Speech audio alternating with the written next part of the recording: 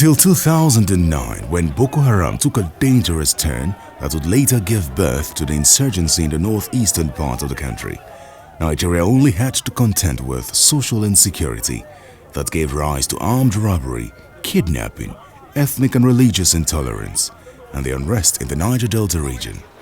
Even these posed a major challenge for government at that time. But the addition of terrorism and insurgency has not only worsened the security situation in the country, it is also threatening the very existence of Nigeria as a nation. Since 2009, the insurgent group Boko Haram has killed more than 5,000 civilians in attacks occurring mainly in the northeast, north central, and occasional attacks and bombings of soft targets like schools, shopping malls, and motor parks in Abuja. The group, which seeks to Islamize Nigeria, has also abducted more than 500 people, including the over 200 Chibok schoolgirls.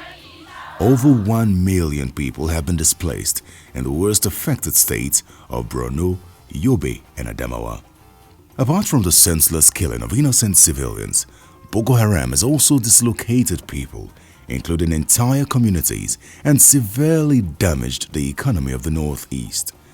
It's a sad thing to be talking about internally displaced person. Nobody is happy that you will be displaced within your own land. Of course, we know that the issue of terror is global, but the excess of Boko Haram is quite traumatic for all of us. I know that my good friend, the governor of Borno State, some nights he will not sleep. Because when I was a governor, I had some tough time too in the Niger Delta at the peak of militancy. And it's never an easy job to manage. As a president, I feel traumatized whenever I hear about these excesses. I feel very burdened. But let me reassure all Nigerians and indeed the internally displaced person that government is working very hard to make sure that you don't stay in these camps for too long. Among the many social ills inherited by the Goodluck Jonathan administration, Boko Haram insurgency remains the single most daunting. It also poses the biggest threat to Nigeria's internal cohesion.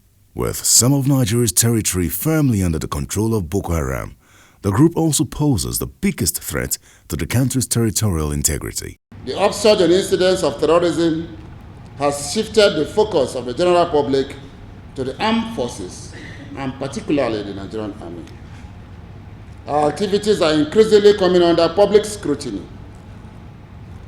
It is our duty, therefore, to pick up the gauntlet, rededicate ourselves, and prove our critics wrong.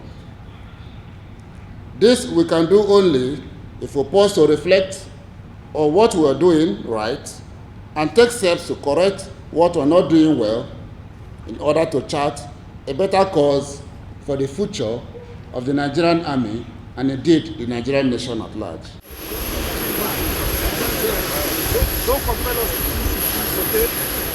The problem of insurgency in Nigeria predates Goodluck Jonathan's presidency, but as Commander-in-Chief of the Armed Forces, the president knew that the buck stopped at his table, and he has not failed to explore all possible avenues to remedy the situation. Our commitment is for a regional approach, because without the countries in West Africa and Central Africa coming together, we will not be able to crush these terrorists. Boko Haram is no longer the local terror group with some religious sentiment that started in Nigeria in 2002 to 2009. In fact, from 2000 to 2004, from 2009 to date, it has changed and is operating clearly as an Al-Qaeda organization, can better be described as Al-Qaeda in West and Central Africa. The Nigerian Constitution, in its section 217, subsections 1 and 2, prescribe the responsibilities of the military as follows. There shall be an armed forces for the Federation, which shall consist of the Army, Navy and Air Force, and such other branches of the armed forces of the Federation as may be established by an act of the National Assembly. The said body as constituted shall be for the purpose of defending Nigeria from internal aggression, maintaining its territorial integrity, and securing its borders from violation on land, sea or air, suppressing insurrection and acting in aid of civil authorities to restore order when called upon to do so by the President, but subject to such conditions as may be prescribed by an act of the National Assembly. The direct interpretation of the Nigerian Army Act is that the President can, as duty calls, dispatch the Army for a specific duty or function. The Constitution in Section 130, subsection 1, also confers on the President, the Chief Executive of the Federation, and the Commander-in-Chief of the Armed Forces of the Federation the powers to maintain order and defend Nigerians through the armed forces. Relying on these constitutional provisions, President Jonathan deployed troops to the northeast region after very wide consultations with major stakeholders in the Nigeria project, including civil society organizations. As a people, we should rally behind and give our president whatever he asks for in order to win this war. If that being state of emergency, we should give it to him. In the last 4 years, the Jonathan administration has continually increased budgetary allocations to the defense sector to give the forces fighting insurgency the needed bite. The federal government is trying to re-equip the military in view of the present challenges. You recall that Mr. President only recently sent a request asking for $1 billion to assist in equipping the military. And I think the government, while also trying to formulate policies and drawing up the budget for 2015, should intensify, increase allocations for our defense security forces. As a way of ensuring that every step taken by government in the fight against Boko Haram is a step in the right direction, President Jonathan set up the Presidential Committee on Security Challenges in the Northeast Zone to further widen the consultations process. After extensive and intensive consultations with all stakeholders, including opinion leaders, traditional rulers, leaders in public and private sectors, religious organizations, youth and women groups, NGOs, and constituted authorities, Northern Elder Council abhors and rejects now and always all forms of and manner of intimidation, provocation, threat, and violence. President Jonathan also set up 2 other committees to boost his administration's multi-pronged approach to solving the problem of insurgency.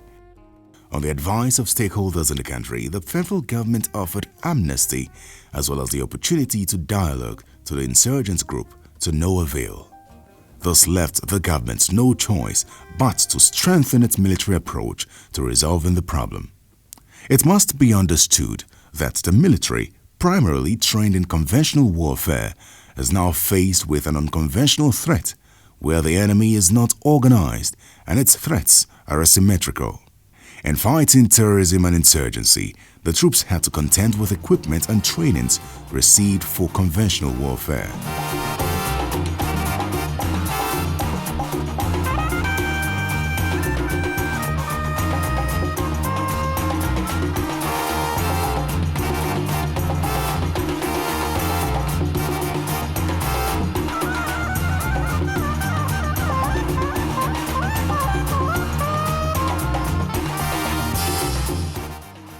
Intent and resolute on ending the Boko Haram insurgency, the Jonathan administration quickly undertook the following measures. Organization of special counter-terrorist training for several units in the army. acquisition of state-of-the-art weapons and equipment, update of existing weapons and equipment in the armed forces inventory, ensuring regional cooperation with neighboring countries for intelligence sharing and joint operations, strategic partnerships with global community against terrorism, and putting in place mechanism for prevention of terrorism through the Countering Violent Extremism program. Troops, bolstered by the support of the federal government, have been able to recapture communities in the three most affected states from the Boko Haram sect. The military has not and will not concede any part of this country's territory to terrorists who are already marauding in suburbs. Appropriate plans, including the mobilization of men, resources, equipment of all sorts, are presently being mobilized to address the situation. I want to assure Nigerians that the territory of Nigeria will be protected at all costs. No doubt, the Boko Haram insurgency has presented itself as one of the biggest security challenges in the nation since the Nigerian Civil War. We have always condemned the happenings, the activities of the insurgents at every level. We continue to condemn such activities of such insurgents until there is no more insurgency in the world. Nigeria is just part of the global world, and we are going through our own challenges. We must see these challenges as what will push us to come out as greater than we've ever been in our 100-year history. Borno State has been the worst hit by the insurgency. Of the 27 local government areas in the state, 10 are seriously affected by the activities of the sect. These include Abadam, Bama, Dikwa, Goza, Kalabaj, Kukawa, Mafa, Mate, Moba and Ngala. Many areas in these local governments are currently occupied by members of the sect. According to the federal government's assessment of ongoing operations, most, if not all, of the occupied territories will be recovered before the general election. With areas like the Maiduguri Metropolitan Council, Jere, Kwayarkusa, Bayo and Shani local government areas now relatively peaceful, it is expected that heightened security operations in the most affected local government areas will reduce the security concerns in the remaining parts before the elections.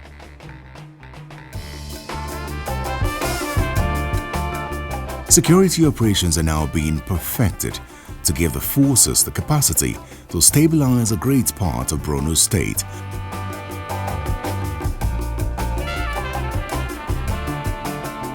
Before now, the insurgents had taken control of 5 local government areas in Adamawa State, namely Madagali, Michika, Mubi North, Mubi South, and Meha.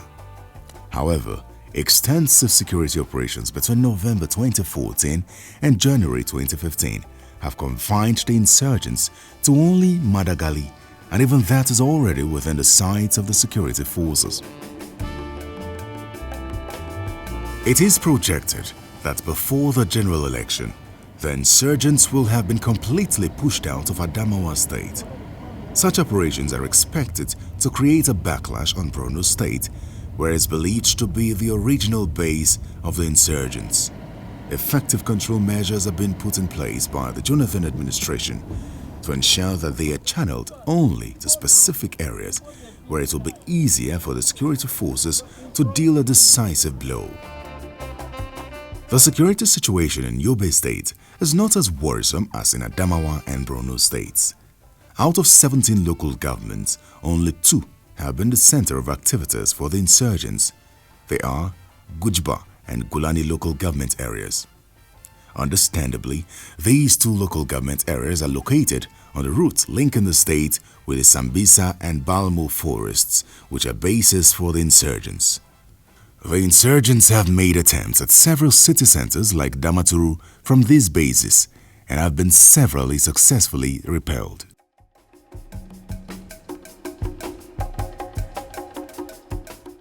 Again, On February 1, 2015, Boko Haram insurgents attacked Maiduguri, Borno State capital, from 4 axes.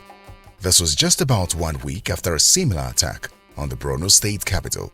These spate of attacks is seen as desperation by the sect, as the capture of Maiduguri town will offer the group a psychological boost. However, the security forces are well aware of this and are sparing no efforts to prevent any imminent attack from the sect.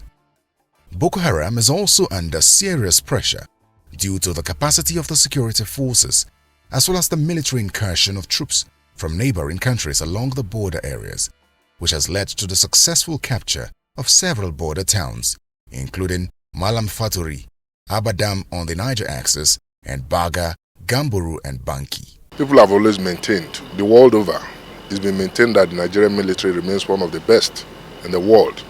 And I'm not surprised with the successes recorded so far. With more funding, more encouragement from government, I think our military is equal to the task by dealing with this insurgency. With time, and I guess with time, with support of elders, you see, recall the last meeting of the Council of State, where the former heads of state reiterated and promised to assist Mr. President to ensure that this war comes to an end. And I do believe that our military will perform that feat. It is anticipated that security operations in Borno State may create ripple effects on communities in this area. Therefore, security forces have initiated measures to prevent such occurrence. If the plans by security forces are actualized, the 2 local government areas in Yobe will be liberated before the elections, as the threat of the insurgents there is not as formidable as in Adamawa and Borno states.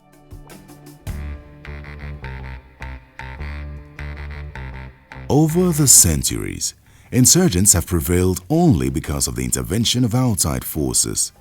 But historical records also show that most insurgent groups never get very far. Insurgents like the Boko Haram group are not organized into regular formations, and this makes it difficult to accurately assess their numerical strength and weaponry. As a matter of fact, there are no front lines whose location could offer insight into the progress of the war, and at any rate, military factors are usually less important than political and psychological considerations in deciding the outcome of such conflicts. It's either the government declares a total emergency where you put in the military structure and say you give them timeline, 1 month, 2 months, you are going to deploy, I think, maybe 5,000 military officers each into each state, 5,000, 15,000. I bet you in the next 1 month we'll get result. But if you're, the consequence approach that I said is that there's political wrangling. Everything, every decision that is taken is seen from political and political accusation, and people are ready to sabotage these other persons and then this one is accusing these other persons. That is not very right, and that is what insurgent groups, terrorist gang, seek out to achieve. But in all sincerity, the fight against insurgency is a slow and grinding process. There have been setbacks and losses in the process, but the gains have been numerous and encouraging. The improved capacity and support given by government will surely embolden the troops to achieve better results. The rising morale of the troops will in no small measure help to catalyze them to capture more lost territories. It is important to remind all those who are adept at spewing falsehood or exaggerating situations with a view to emboldening the terrorists and make efforts to diminish the efforts of the Nigerian military. The tendency to celebrate the occasional setbacks in the course of this operation while zealously downplaying the efforts and successes of the mission to contain the terrorists is unfair and very unfortunate. We are going to win this war if we stop bickering over ethnicity, if we stop bickering over religion, and take this matter seriously. First of all, there must be jointness in our military. there must be jointness with our foreign partners. In this particular case, Cameroon, Niger, and Chad. You close all the borders. And then the disappointing aspect is that the so-called observation by the international community using their satellite, they have failed to share what they see with Nigeria. And that is where my concern is. Globally, it takes time and resources to win the war against terrorism and its twin brother, insurgency. The Jonathan administration has continued to tread cautiously but steadily in the prosecution of the war to avoid or at least minimize civilian casualties or collateral damage.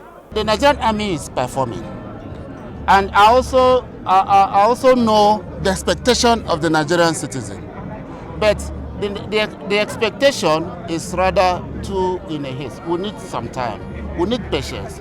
We are fighting terrorism. We are not fighting a conventional war. Nigerian army is a conventional and regular army. We are also now fighting terrorism. The terrorist is someone you don't know. Maybe someone who sold food to you or sold fruit to you in the morning. By the afternoon, he is a terrorist. By the evening, he is a terrorist. Now we are having all that in an interplay in the battlefronts in the northeast. We have to be cautious to separate the terrorists from the law-abiding citizen. We also have the human rights to protect, because you just don't go out and start killing people that they are terrorists. Some of them are also innocent Nigerians. We are bound by all the international treaties of the human rights. Therefore, we need time.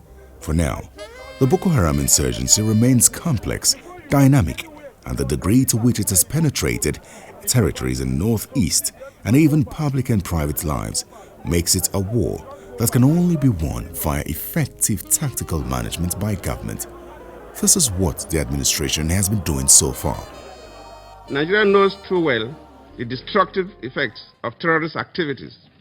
Over the past 5 years, we have been and are still confronting threats posed by Boko Haram to peace and stability, predominantly in the northeastern part of our country. The costs are high. Thousands of innocent people have been killed, whole communities razed, and hundreds of persons kidnapped. The most prominent being the mindless kidnap of innocent daughters from Chibok Secondary School in Borno State, northeast Nigeria. Mr. President, as daunting as the challenge may be, we have faced it with unrelenting determination, mobilizing all the resources at our disposal to ensure that the scourge of terrorism is rooted out of our nation. In addition to our counter-terrorism efforts, we have evolved initiatives to alleviate the plight of the population in the affected communities. Most importantly, President Jonathan has initiated reforms to help demilitarize the Nigerian society and reduce the heavy influx of arms and ammunition in the country, which have unfortunately gone into the wrong hands. Here, the government needs the cooperation and support of all citizens to check the activities of terrorists, who are after all human and live among people. Boko Haram has perpetrated more heinous, barbaric acts than any other known terrorist group.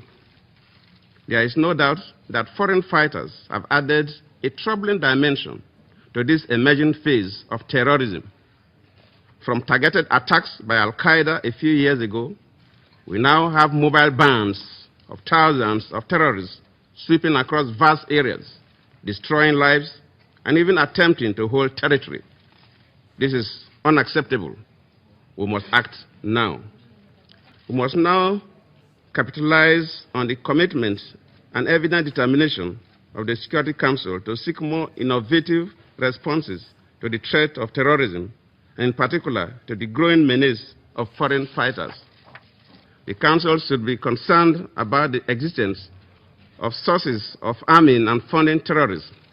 Evidence has shown that Boko Haram, for instance, is resourced largely from outside our country. I know the expectation of the Nigerian citizen is that this thing should have been over by yesterday. But the reality is that it wouldn't have been over by yesterday because of the structure and the dynamics of fighting this type of terrorism. Now we are fighting Nigerian citizens. We are not fighting foreigners. So caution must be exercised. And I appeal that we will certainly surmount it, but we also need that support from the nation, from all the segments of the nation, societies of the nation, and from the people, including the media, and we need that patience, we need time. President Jonathan has avowedly pushed for peace to reign supreme among the faiths and different ethnic groups that make up Nigeria. Hence the seemingly slow but steady onslaught against Boko Haram insurgency, which is only but a passing phase. Soon, and very soon too, it shall be conquered.